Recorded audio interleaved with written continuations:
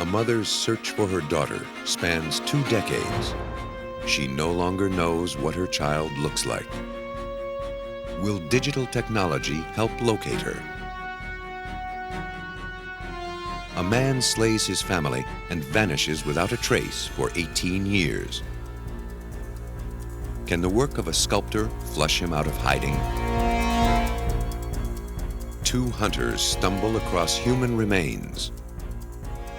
Can an artist put flesh on the bones and give the victim a name? Forensic artists combine science, intuition, and skill to build likenesses of the murdered and the missing. Their work can reunite families or help solve a murder, creating faces of hope and faces of tragedy.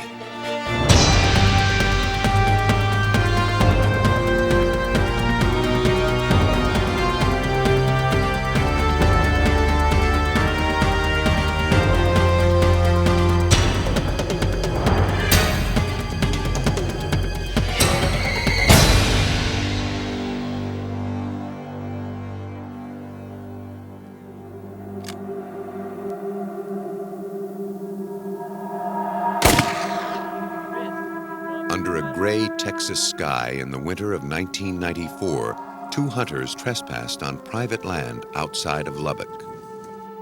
But their offense would pale in comparison to what they'd discover that day in remote Yellow House Canyon. They stumbled onto the partial remains of a human skeleton and a white, high-heeled shoe lying nearby. Though alarmed by their discovery, they knew if they called the police, they'd be fined for poaching. The hunters decided to leave the bones for someone else to find. But when they told a friend what they'd seen, he called the sheriff.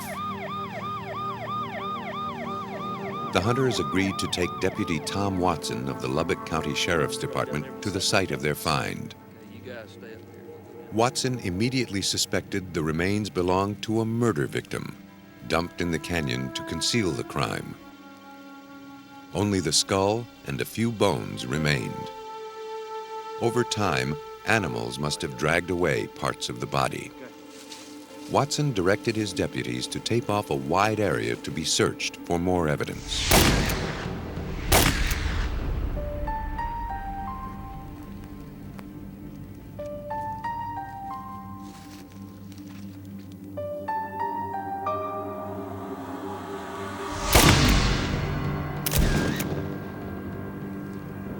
Once the crime scene had been documented on film, he called in the county pathologist to examine the bones. The pathologist collected the bones and took them back to his lab, where they could be examined for signs of trauma. I don't believe we have any local people missing.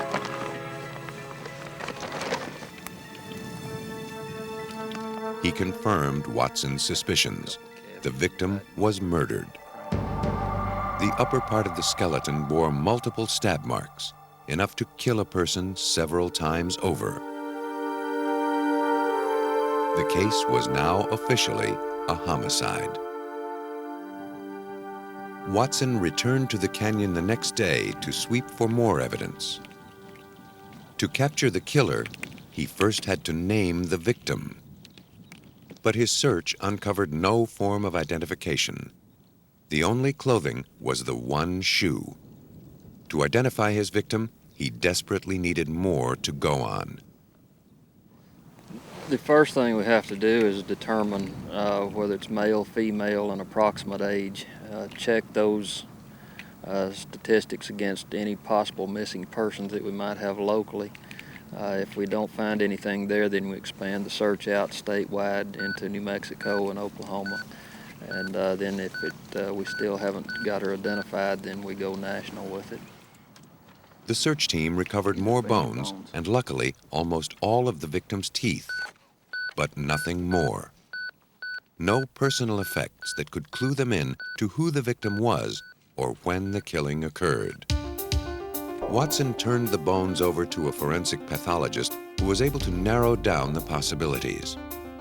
He concluded that the victim was a white female, 18 to 24 years old. The weathering on the bones suggested she'd been dead at least 2 years. Tooth fillings in the lower jaw and a crown in the upper jaw offered more identifying features. The teeth were x-rayed so they could be compared to dental charts of missing white females of the same age. Using the x-rays, Watson began a search to make a match. He chased dozens of leads, some from as far as New Jersey, but none matched the dental records of the woman found in Yellowhouse Canyon. His investigation was leading nowhere. Meanwhile, a killer remained free. Watson needed more than the victim's bones and teeth to identify her. He needed to give the woman a face. For that, he turned to one of America's leading experts on facial reconstruction. Karen Taylor has worked for the Texas Department of Public Safety in Austin for 16 years. As a forensic artist, she helps identify skeletons by recreating what the person looked like when alive. Her images are distributed by police and the media in the hopes that the remains will be identified. Using techniques she's developed over the years, Taylor has had remarkable success.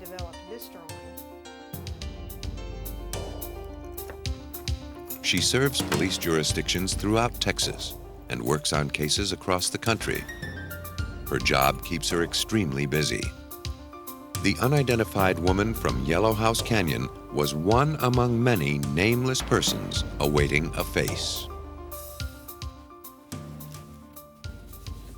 Deputy Tom Watson from the Lubbock County Sheriff's Office brought me the skull of an unidentified white female found in that area, and he asked that I try to build a face on that skull to help him identify her. And the information was provided to me that had been developed by an anthropologist to examine the skeleton. And so I knew from Tom's reports that the person I was going to be drawing was a young white female. I unfortunately didn't have a lot of other information. There was no clothing, for instance. Clothing is a very good clue as to body weight for me from skeletal remains. There was also no hair, which provides a added complication, especially in a case of a female. So because there was so little to work with, the case was a little more difficult than some of them are. Without the victim's clothing to use as a guideline, Taylor had to take her cues from the skull alone. When putting a face on a human skull, one of the most critical parts is determining how thick the flesh will be. Taylor relies on standard tables of measurements developed by forensic anthropologists and classified by sex and race. Based on these measurements, she cuts out rubber markers that match the average depth of the skin. She glues them onto the skull at 21 anthropological landmarks, like the cheeks and chin.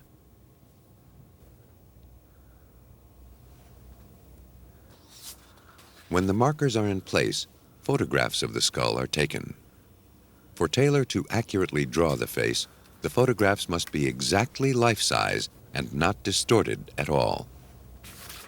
After placing transparent paper over the photograph, she uses the rubber markers as guides in drawing the facial contours. It's the first step in recreating the image that may lead to the identity of the victim. Taylor also relies on scientific formulas to draw in the eyes, nose, and other features. The average human eyeball is between 24 and 25 millimeters in diameter. Since this is also the size of a U.S. quarter, Taylor has a convenient tool for tracing in each eye. I also know from reading some ophthalmology texts that the average person has an iris diameter, an iris width really, that is between 11 and 13 millimeters. And I have little red lines on this scale showing the average range. So And I've checked it on a number of people, and it seems to hold true for most everyone. Most everyone's iris will fall right in that range. Taylor relies on her knowledge of anatomy to draw in the eyelids. On many people, the orbit, or eye socket, has a raised piece of bone on its outer edge. The inner edge of the socket has another bony landmark. These are the points of attachment for the ligament that stretches across the eyeball and controls the movement of the eyelid. Our upper lids are curved slightly more than the lower lids. They tend to drop slightly over the top of the iris when looking at a person in life.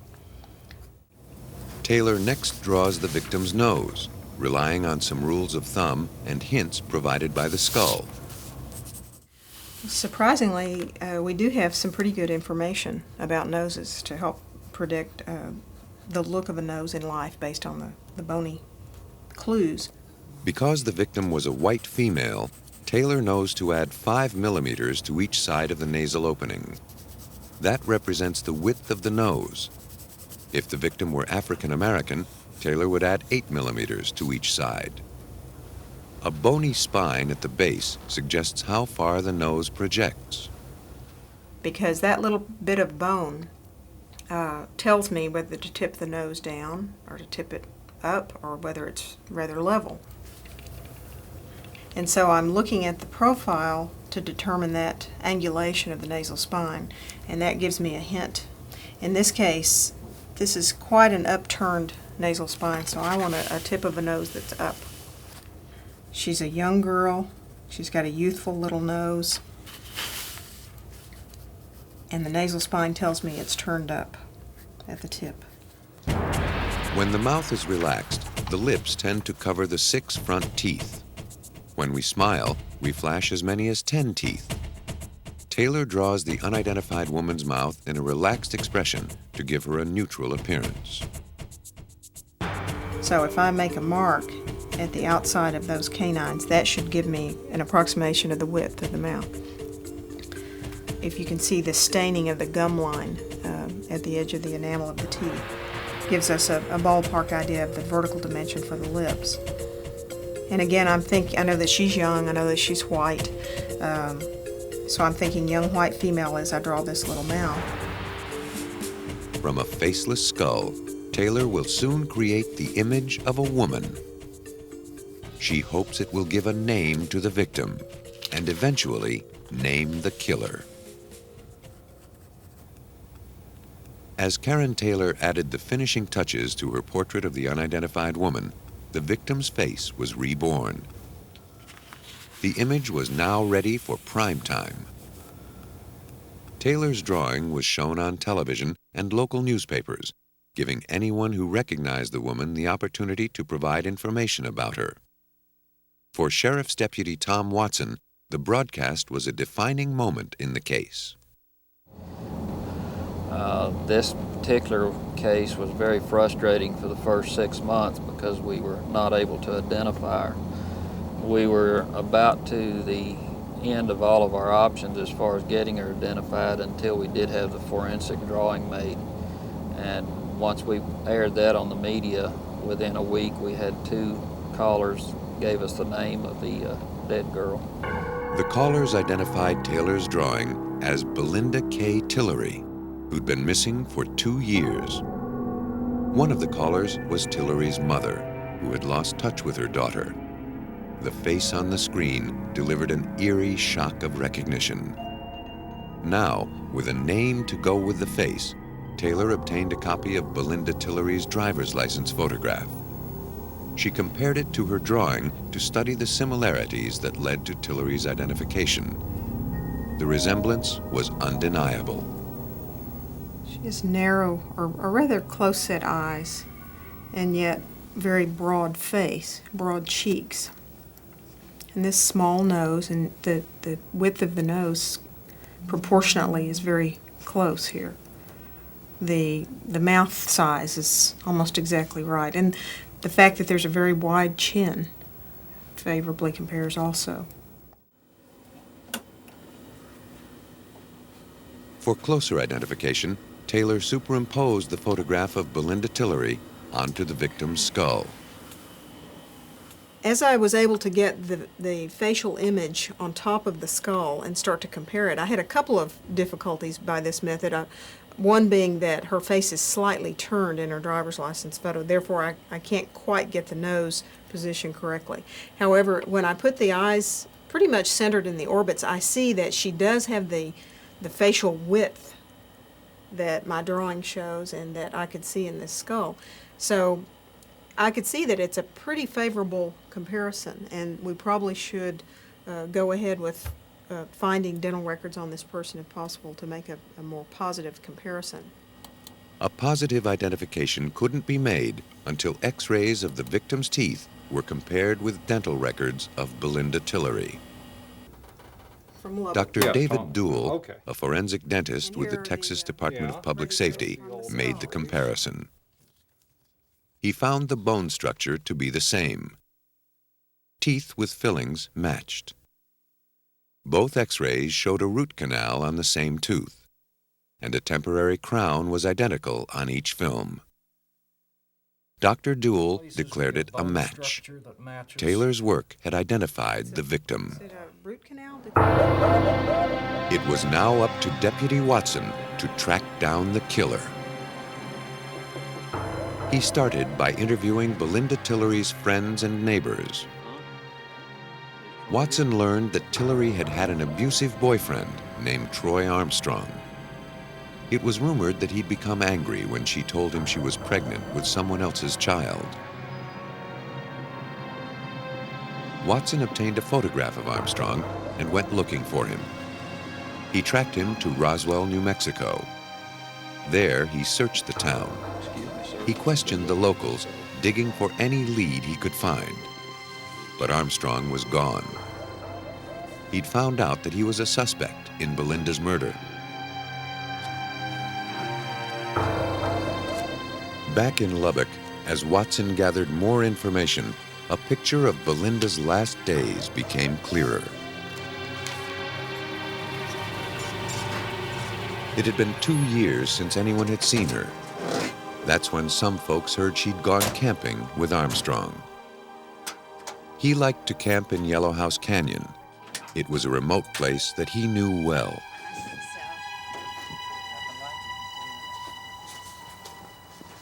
What's going on front, all right? I'll catch up with you, okay? All right, well, come on. People mentioned that he carried a large hunting knife almost everywhere he went.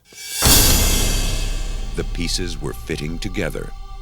It seemed that a bitter Armstrong had planned to take Belinda to this remote canyon and get rid of her for good. He thought no one would find her remains. After Belinda's death, he told a girlfriend he had nightmares about stabbing someone in the back. Based on the evidence, Watson obtained a warrant for Troy Armstrong's arrest, but he still had no information on his whereabouts. More than a year later, in January 1996, Watson received a tip. He found out that Armstrong was on the road with a truck driver buddy who was hauling for a company in California. Watson quickly contacted the trucking company. He discovered that their trucks were equipped with a global positioning system called GPS. A transponder on each truck bounced a signal off a satellite, telling the company where it was at all times. They informed him that the truck he was looking for was now traveling through Nebraska.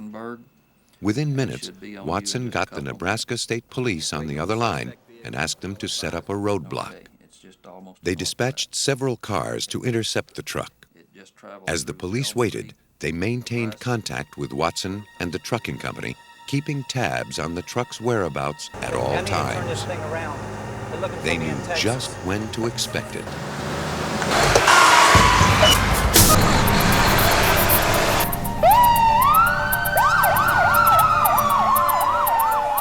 When the truck came barreling down the highway, the driver saw the roadblock ahead. He tried to escape, but the police sprang into action.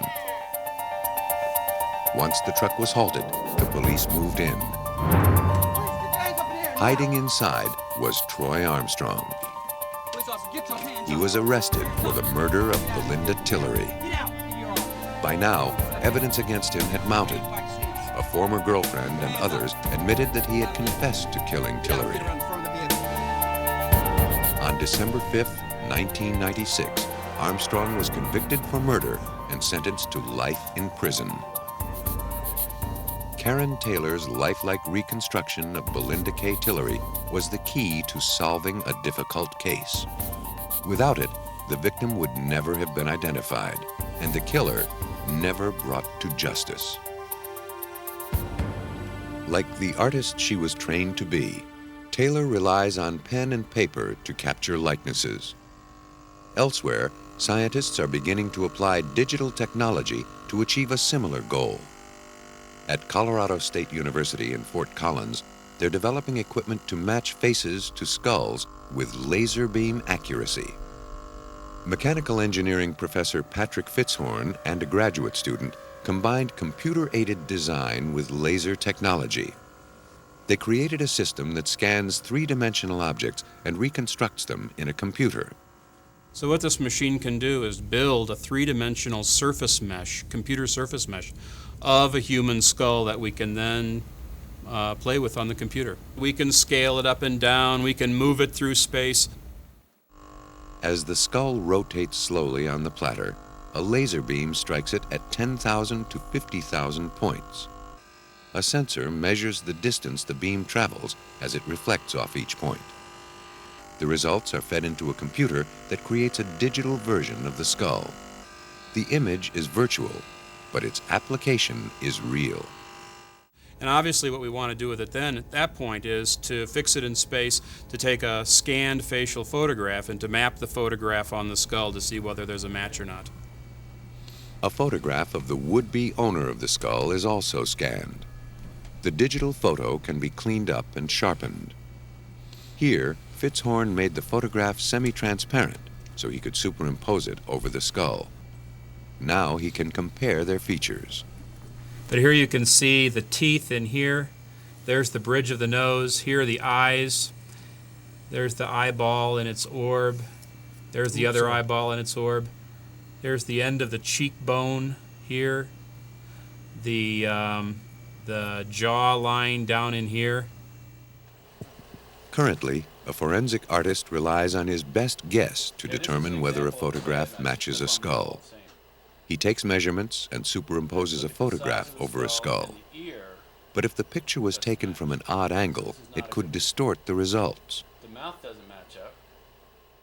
And now what we're seeing is how the skull is oriented. You can see how it's rotated in here with respect to the photograph. So here, this is the plane that the photograph is in, and you can see the skewing of the skull with respect to it. Again, trying to line the skull up in orientation with respect to the way the face was oriented when the camera photograph was taken.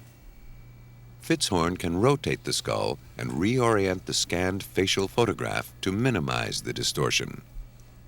Some photos aren't clear enough or are too distorted to enhance, defying efforts to make a match that's 100% certain.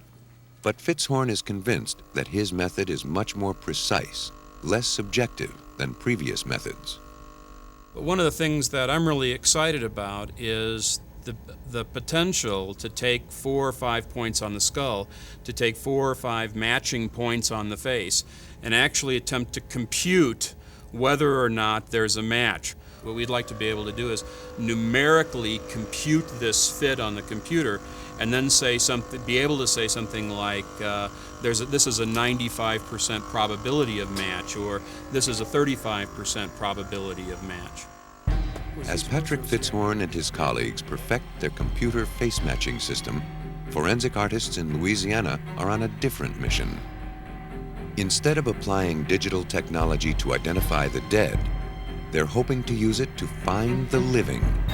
In this case, a girl who's been missing for over 20 years. In 1976, in a small town in Louisiana, a family argument turned sour. It wasn't the first time Geneva Martin and her teenage daughter argued. But what started out as a typical mother-daughter conflict soon turned into a 21-year ordeal for Geneva Martin. She was 16 years old, you know. She let her opinion be known, and I let my opinion be known, and she wasn't any more wrong than I was. The argument ended as many before.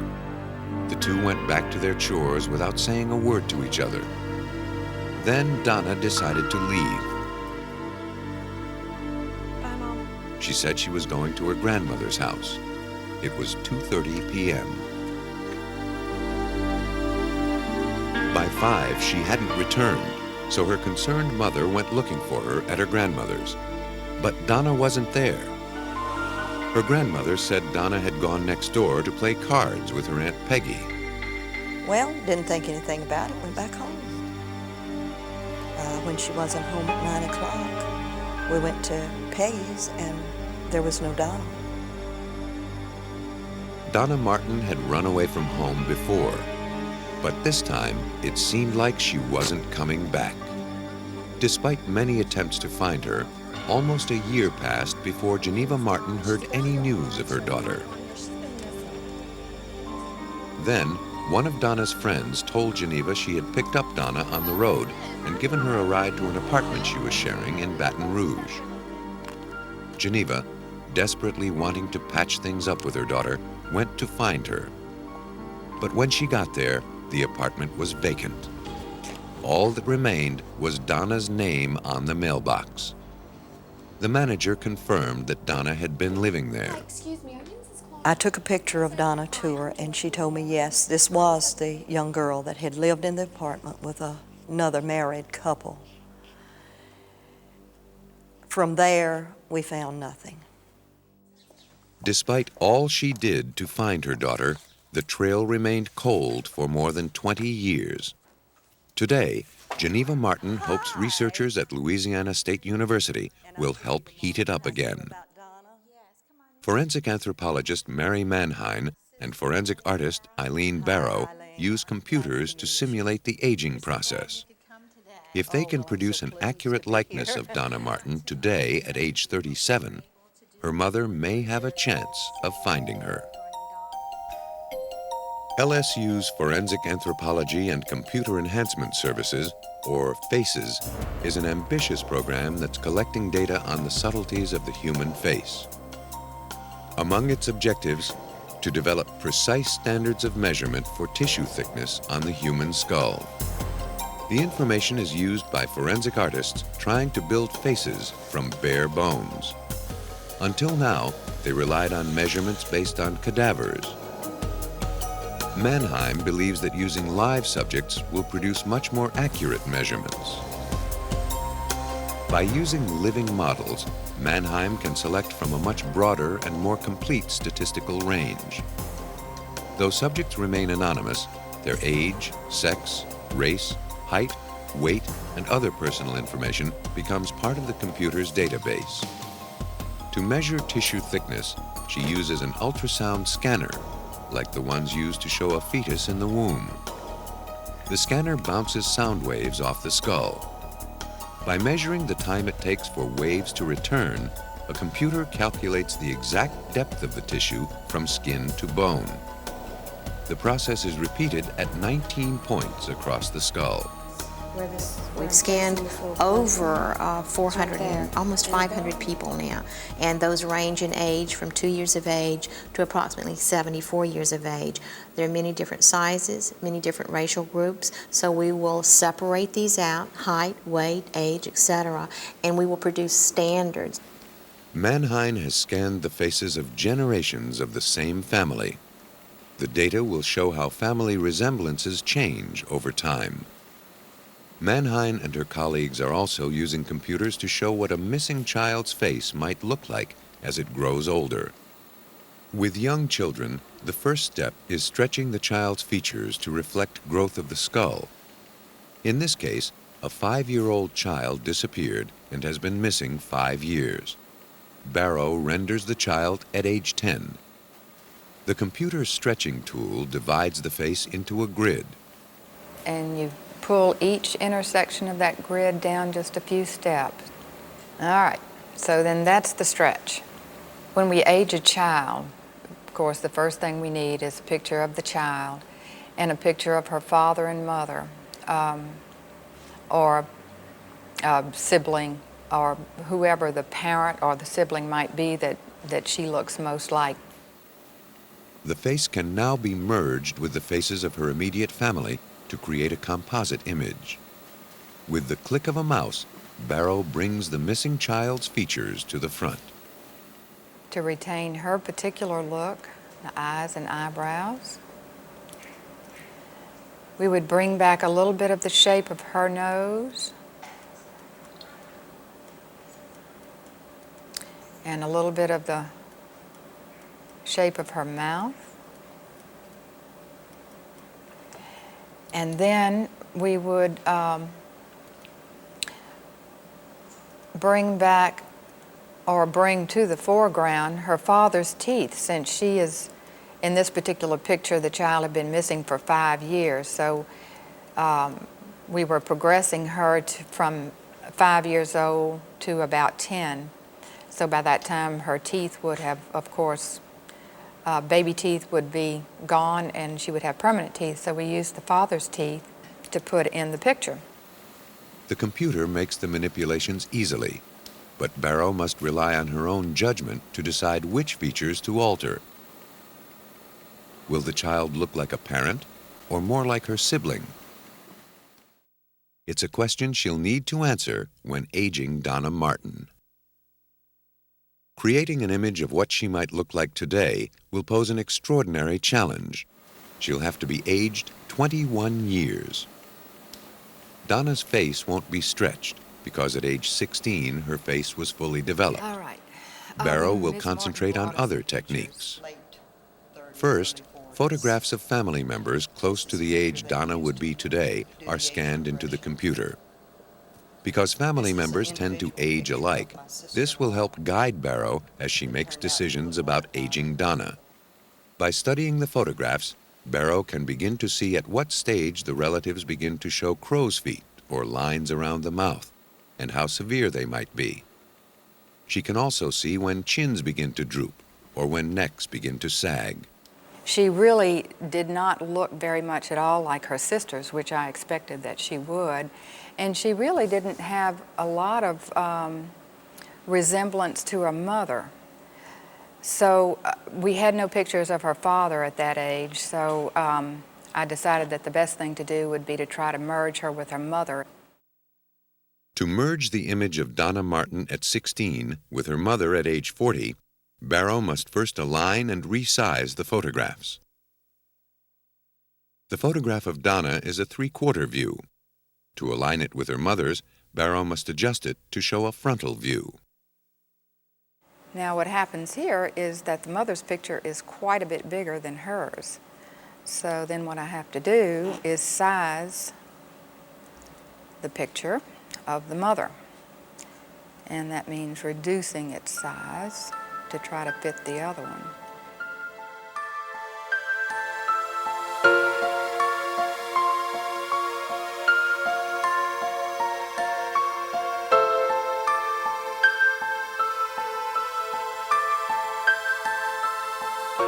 Barrow patiently and meticulously merges the photographs.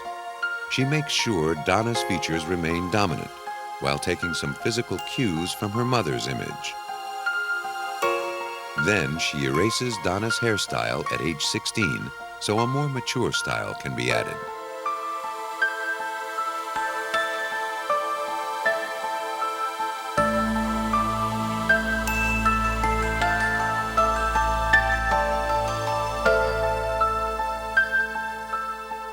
Finally, the transformation is complete. The 16-year-old Donna Martin has become a woman of 37. Well, it looks a lot like our family. Oddly enough, it looks like my husband's family rather than myself. Geneva Martin will distribute the image of Donna nationwide. She hopes it will finally reunite her with her daughter and put to rest that fateful argument that's gone unresolved for 21 years.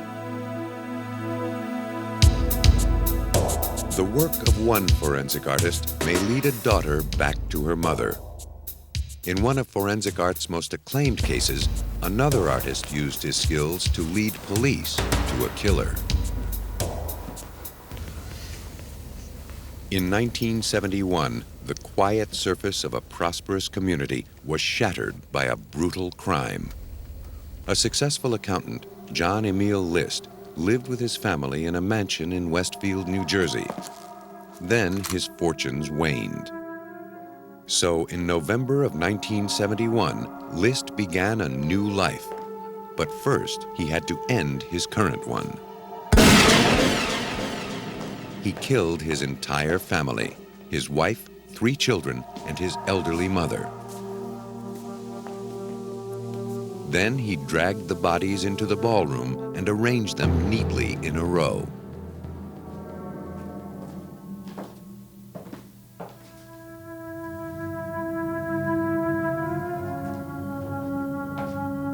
He tried to clean as much of their blood off the floor as he could.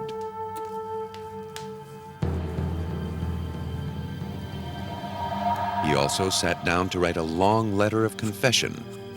When he finished, he left his house for the last time.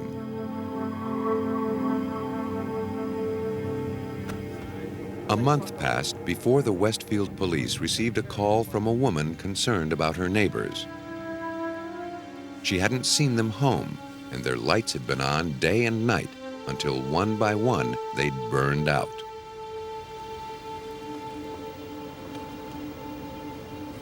I'm back either. I think we're going to have to make entry. When the police arrived, they found an unattended mansion in need of repair. They looked around the outside of the house until they found an open window.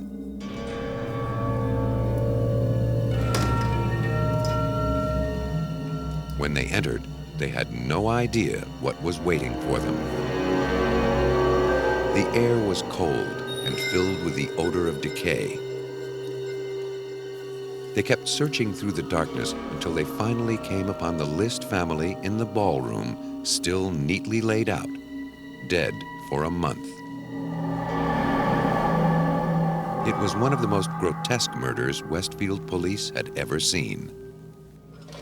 When detectives were called in, they found the guns List had used and his letter of confession.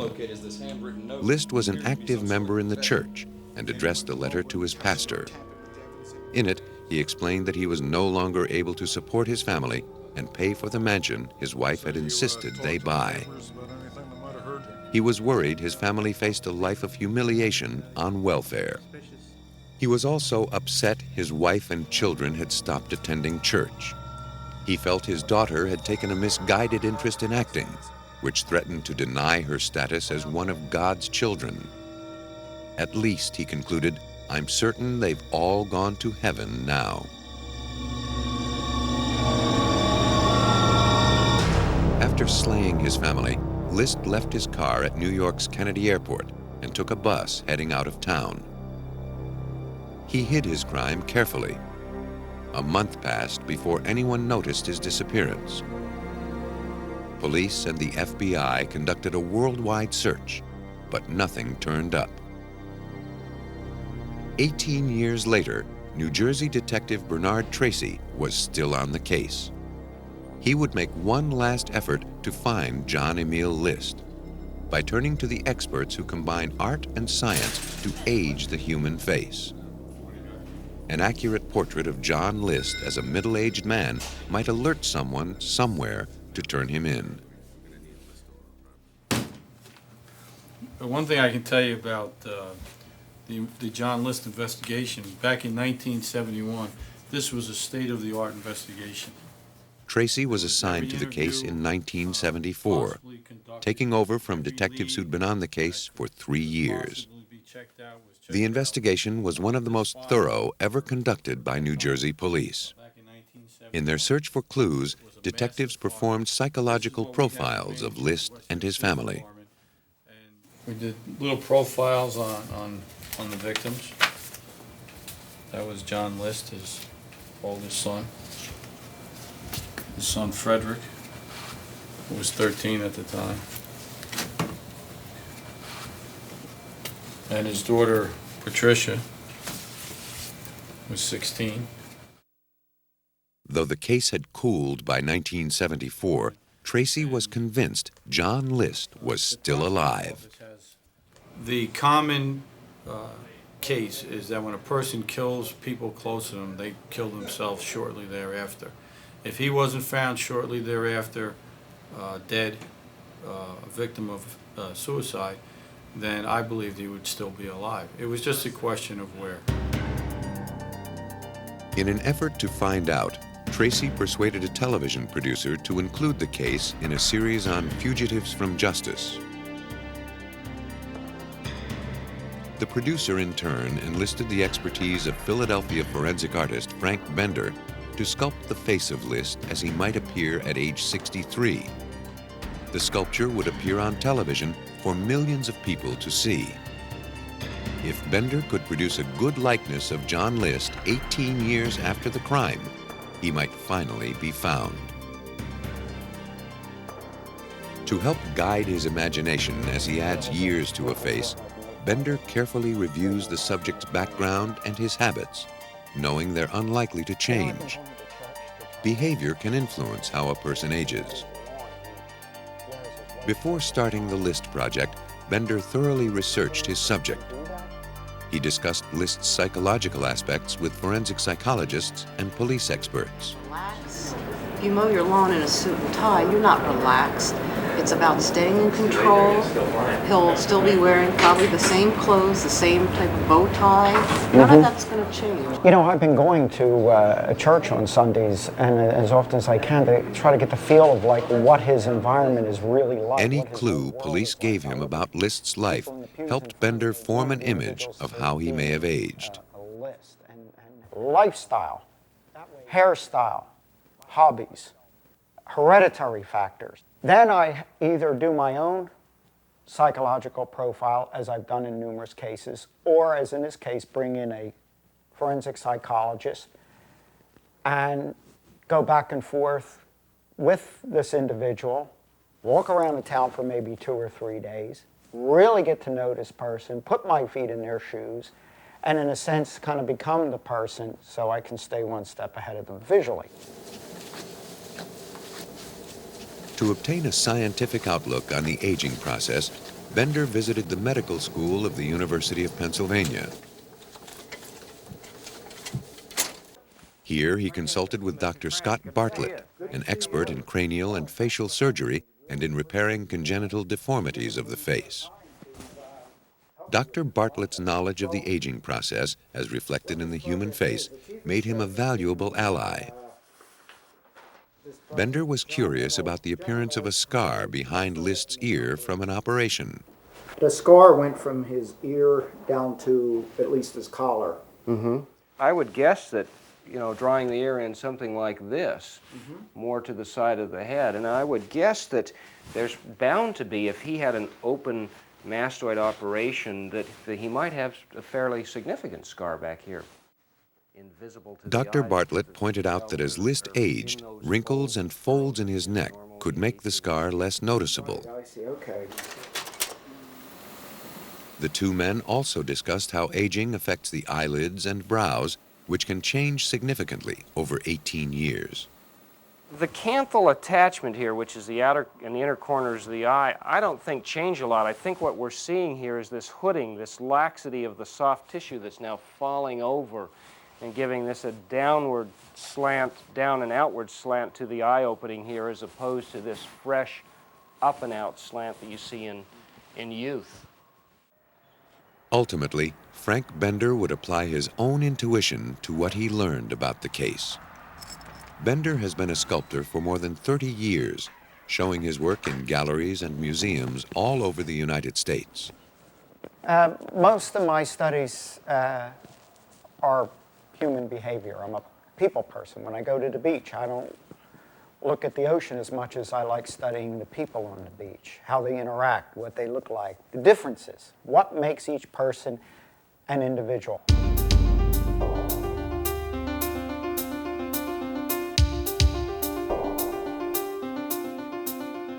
Beginning his sculpture of John List, Bender had a problem. He had to construct a three-dimensional model, yet the only available photograph of List was a frontal view. There were no pictures showing a three-quarter or side view. Bender would rely on his experience as a commercial photographer to study the photograph and analyze its three dimensions based on highlight and shadow. Now, with fugitives, you have old photographs. The most important thing with a fugitive, I found, is to stay within the perimeters of the skull. The same as facial reconstruction. This is where the similarities lie. If you elongate the head, you theoretically are changing the shape of the skull, the foundation underneath. As he worked on his sculpture, he checked his work with acetate overlays made from the 20-year-old photograph. I take an old photograph, enlarge it to what I feel would be life-size, do acetate overlays, and then lie it over the sculpture as I'm working on it to make sure that I'm within the perimeters of the skull. As a face began to emerge from clay, Bender delved ever deeper into the mind of John List. I felt that John List wanted to kind of be, in a sense, a generic individual. You know, wanted to blend in, didn't want to create waves. Wanted some peace in his life, which he never got from his wife. And this started building up his anxiety. I really believe he tried to get this through the church and was getting it. But when he came back home, it was complete overload.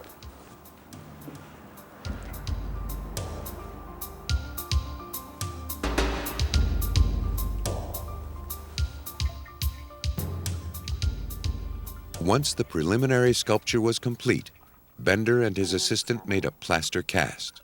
That's good. Little by little, Bender's sculpture took shape. By now, Bender was more familiar with List's face than with his own. As the bust of the fugitive emerged from its mold, Frank Bender was ready to add the final details to the face of a killer.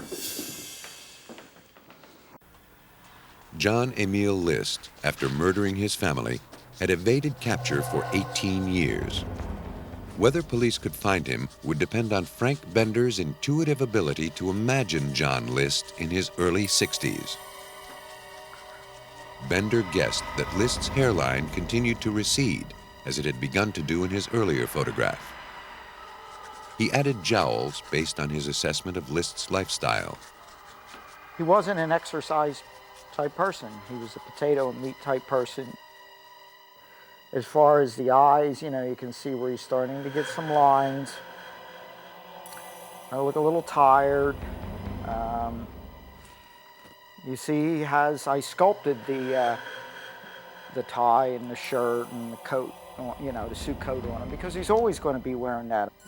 Bender sensed that the years of hiding what he had done would take a toll on List. This influenced his decision to turn the corners of his mouth down. You can see the corners of the mouth going down here rather than up like the photograph, which I'll bring right over. And you can see how they turned up. After 20 years, I'm having them go down. Not his whole mouth going down, just the corners. Again, not only aging, but the fear of getting caught. As a final touch, Bender selected eyeglasses for the aged List. He searched for a style that would define a man who killed his entire family, yet called himself a Christian. He decided on thick black frames, thinking List might go for an austere, authoritative look that would discourage others from prying into his past. Now his sculpture was ready for the nation to see. On May 21st, 1989, millions of people across the United States saw Frank Bender's sculpture of John Emil List. Was the likeness good enough to catch the killer? Oh my God, that's Bob Clark. Ricky! Yeah? Is that Mr. Clark? Yeah, it looks One like of the it. viewers was a woman from Denver, Colorado. When she saw the bust, she called in.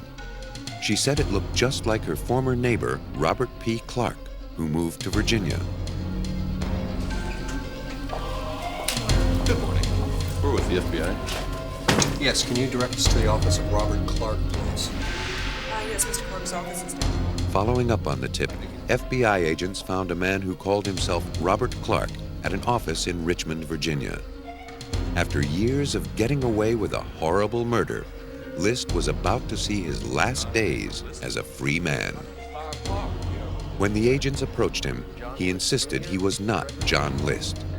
But on his neck was the telltale scar, and his fingerprints matched those of the killer. With that, the agents had proof beyond a reasonable doubt that Robert P. Clark and John Emil List were in fact the same man. Since the murders, John List had remarried and recreated his life as an accountant, confident that the crimes he'd committed in 1971 would never come back to haunt him. For Detective Bernard Tracy, it was the end of an incredible odyssey. A cold-blooded murderer finally captured after 18 years. By all accounts, the resemblance between the bust created by Frank Bender and the actual John List was uncanny. I think the bust was something that if a person looked at that and had any doubt that that would be the straw that broke the camel's back, that would be the one. If they had any hesitation about calling and then they saw the bust, that would be the one that would take them over the edge and say, I got a call, this is him. John Emil List was convicted of murdering his family and sentenced to 5 consecutive life sentences. He and his unsuspecting new wife were attending a church function on the night Frank Bender's sculpture aired nationwide.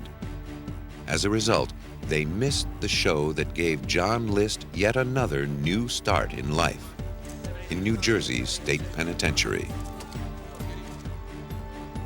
Armed with photographs, scientific data, psychological profiles, and artistic talent, forensic artists breathe new life into unsolved cases.